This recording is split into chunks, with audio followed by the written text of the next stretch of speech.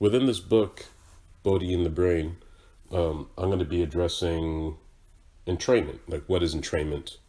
A lot of people don't seem to know what entrainment is, but it's very important because you're entrained by things in your environment all the time without your conscious thought, if you want to say it that way. So you're always entrained by different things that are in your environment. But entrainment is a very important thing to address because this is the the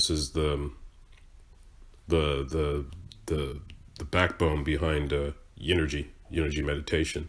So I'll be addressing entrainment. Of course, there's different types of entrainment. There's binaural beats, there's monaural beats, isochronic tones, and there are others that exist. But I work with binaural beats and monaural beats. That's what I work with. But I'll be addressing that. Also, what entrainment does, what's the benefits of entrainment, why this is important.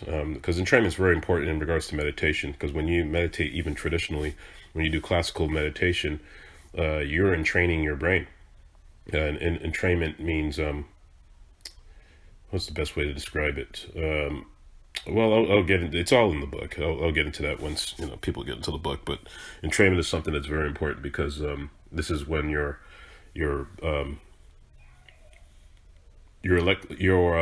when you listen to a stimuli, especially like an auditory stimuli, your neurons are resonating to that.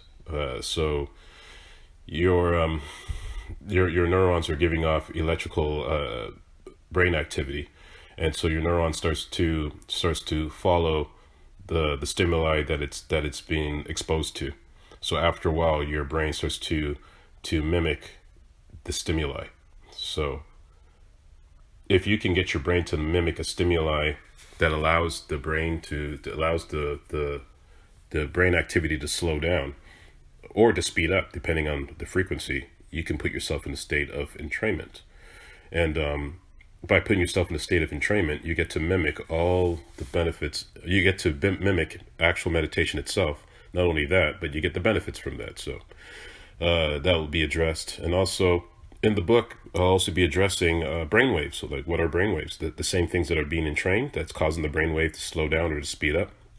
What are brainwaves, and what are the different types of brainwave frequencies, such as beta, alpha, theta, delta, epsilon, gamma, hypergamma, lambda, and there are other brainwaves too, like iota and the default network brainwaves and such as that. But we'll be talking about that in the book. This is very exciting because for those who are into and want to know what their brains are being exposed to, what their nervous system and brain are being exposed to, and how it evolves, it's very interesting that sound can do this if you know how to use sound properly.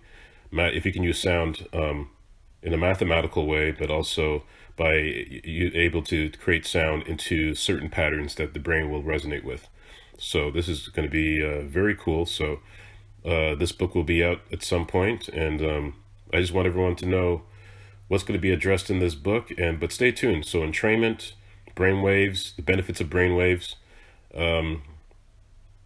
Why are these important, and how you can benefit from that, because by benefiting from this can make the world a better place, just if people knew what they can do with their brains and their nervous systems and how it could evolve, and that it can help them as human beings, but not only as human beings, but to discover who you actually are beyond that, because you're much more than just human.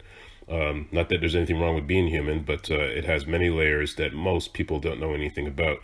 They only know about their physical, mental, and emotional side, but there's much more, way much more. And brain entrainment, especially low carrier frequency brainwave entrainment, can show you that. So that's it for this part. Bodhi in the brain. I believe this is part 3.